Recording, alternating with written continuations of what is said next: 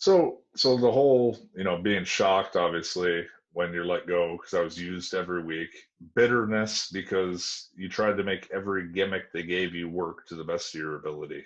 Like it could be good writing, it could be bad writing, but I always felt I went out there and gave it my all. What they had on paper, I tried to like exude that and make it work for the cameras. So like it could be as silly as the cage gimmick, it could be as real as me not getting the forefront and Daniel always taking the limelight from me. Like those were real things to me that I could relate to and convey to the camera. And then I get put with the cage, and I'm trying to think, well, how can I get this to be real? I convey it to a camera, and then I specifically remember when I was told it was originally supposed to be a rat.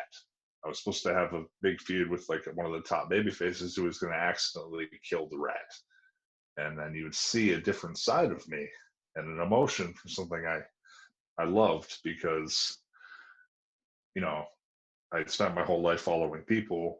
It's time somebody followed me, and I lost, Brody. And my whole story with that with the rat would have been, well, I have this pet, and the pet, I'm responsible for. I care for it, right? And then when that's taken from me, you see a completely different shift in my character, and psychosis kind of revolts back to somebody that's very unstable, which I felt very comfortable playing.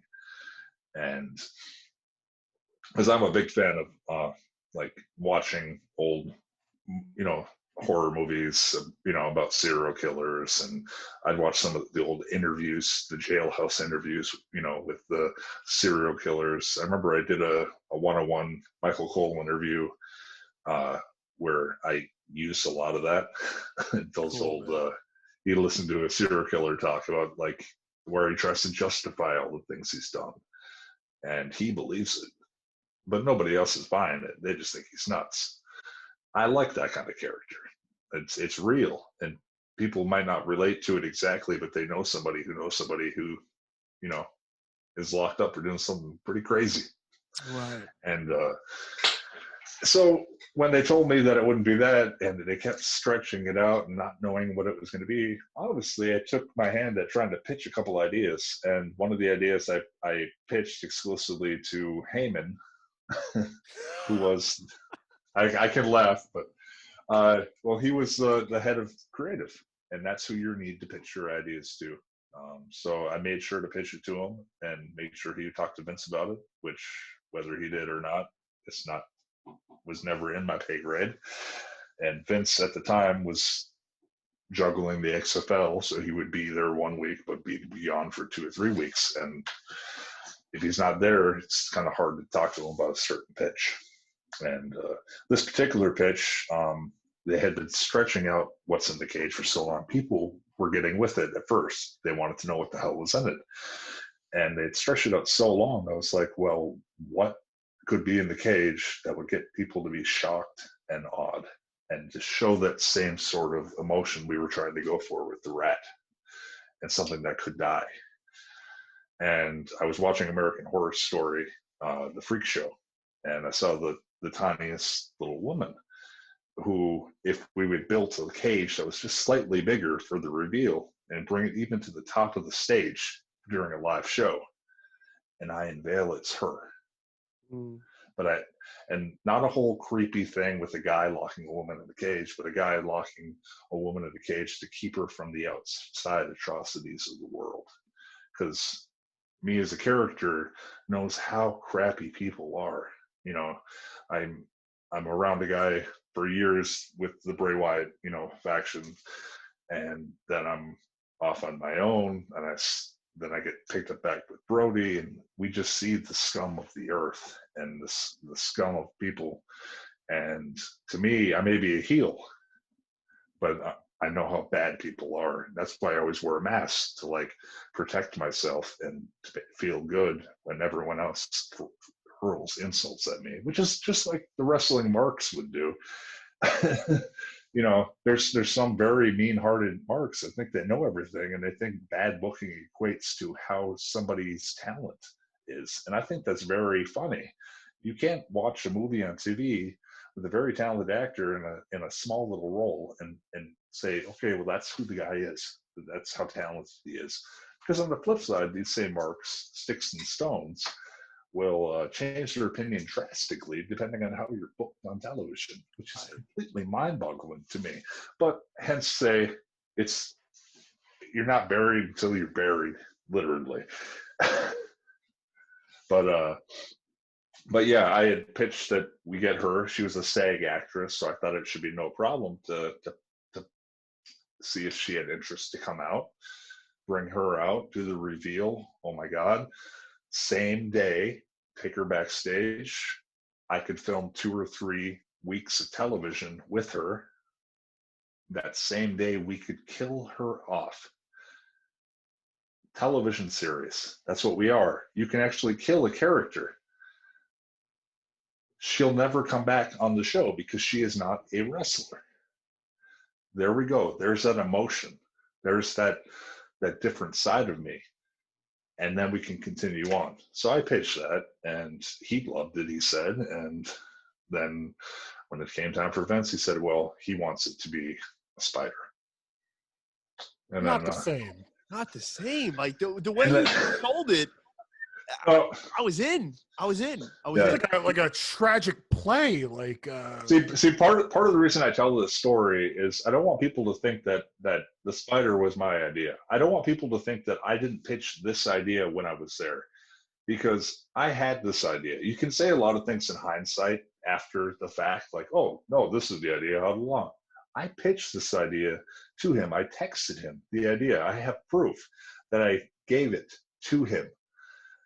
And that's where this little bit of bitterness comes from, when they just let you go, is because people never see that you fought till the end for your ideas. And this is so many of the guys, that are so talented. And Brody's being one of them that pitched until the day he was gone. And even after the spider was revealed, I pitched the day after because I knew how fake it was going to be, because I wasn't told that I was revealing it till halfway through the show. And my thought, obviously, was this is completely fake. This is going to be, quote unquote, stupid and a letdown. So the day after television, the week before the next Raw where Drew had killed said spider, I sent one more pitch in a last-ditch effort to Mr. Heyman, and that was that it wasn't going to be a spider. It was going to be the worst fears of whoever I showed it to. Oh, wow. So Mojo is the only one I had showed it to previously. And this is what I pitched. This is what I wrote down. And I said, since I showed it to Mojo, he freaked out. You're sick, ran away. That was his worst fear. What was it? We don't know. I showed it to an extra. He started bleeding. Maybe his worst fear was blood. Then I showed it to them. It was a spider. Maybe their worst fear was spider. But I knew that because that's what a sick person does. He gets underneath people's heads. How many stories could you tell with a heel going to a babyface? And in order for that babyface to win, they must confront their fears. And that's infinite possibilities, literally. And I was watching a lot of the movie It at the time with my son, the new one. So yeah, that was in my head during that. But yeah, so I pitched that, and then the whole thing with Drew happened where I was told not to get any offense on him, to have him kill the cage. I went up to Heyman. I said, hey, man, I feel really bad. None of my ideas worked. I pitched. Like, I tried to make whatever you guys had work. I knew it wasn't going to, but I pitched more. But I feel down on myself because I'm a professional. And when you're pitching and you're putting your heart into a product, I said to him, am I okay? And he's like, no, you're in great standing with the company. Then 2 days later, even after that, I pitched to one of the head writers, not the head creative now. I went outside of Heyman, And I said, okay, maybe we can make something of this.